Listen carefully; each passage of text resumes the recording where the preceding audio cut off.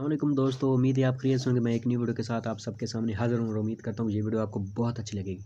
एक ही गुजारिश है, एक ही रिक्वेस्ट है कि चैनल को सब्सक्राइब कर लें, क्योंकि मज़ेदार वीडियो आपके सामने पेश करने वाला हूँ।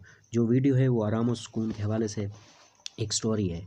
मुसन्निफ़ कहते हैं कि मियाँ इशफ़ाक़ साहब बीमार हैं। बेगम साहिबा डॉक्टर को बुलवाती हैं। डॉक्टर साहब ने उनका मुआयना किया और बेगम साहिबा को तसल्ली देते हुए कहा कि परेशानी की कोई बात नहीं। मियाँ साहब ज़्यादा काम की वजह से थक गए हैं। इन्हें दवा से ज़्यादा आराम की ज़रूरत है। बेगम साहिबा डॉक्टर से कहती हैं कि आप इन्हें समझाएं कि इनके लिए आराम कितना ज़रूरी है और ये हर वक्त काम में मसरूफ़ रहते हैं। मैं इन्हें आराम का कहती हूँ तो मानते नहीं। डॉक्टर साहब चले जाते हैं तो बेगम साहिबा अपने मियाँ को आराम के लिए कहती हैं, मगर अमलन घर का माहौल ऐसा है कि सुकून गायब है। घर में बेसुकूनी की फ़िज़ा पैदा करने और शोर बर्पा करने में बेगम का भी बड़ा हिस्सा है। मियाँ हाय हाय कर रहे हैं कि मुझे सुकून की ज़रूरत है, मगर बेगम इन्हें बार बार बुलाकर आराम में मख्ल होती हैं और परेशान करती हैं। कभी खाने का पूछती हैं और ना सिर्फ पूछती हैं बल्कि बाकायदा बहस भी करती हैं। कभी बुलंद आवाज़ से नौकर को डांटती और बुरा भला कहती हैं। शौहर बेचारा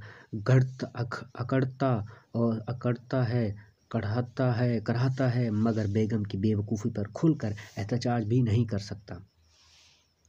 जब सका दरवाज़ा खटखटाता है तो उसे खूब डांटती है।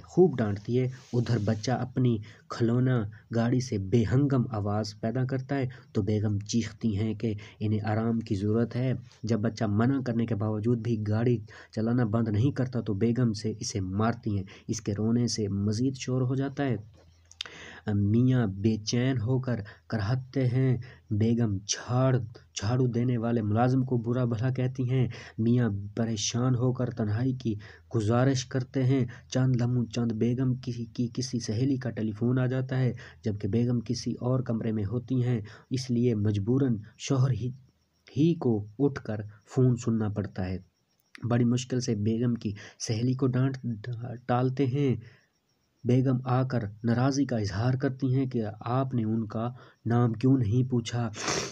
इसी वक्त पड़ोस से गाने की आवाज़ आने लगती है। कोई साहबजादे हारमोनियम पर गाने की मशक करने में मसरूफ़ थे। थोड़ी ही देर बाद दरवाज़े पर एक सवाली आकर सदा लगाता है। मियाँ बेहद परेशानी के आलम में हैं। रही सही कसर नौकर लल्लू ने पूरी कर दी। वो हावन दस्ते से रीठे कूट रहा था।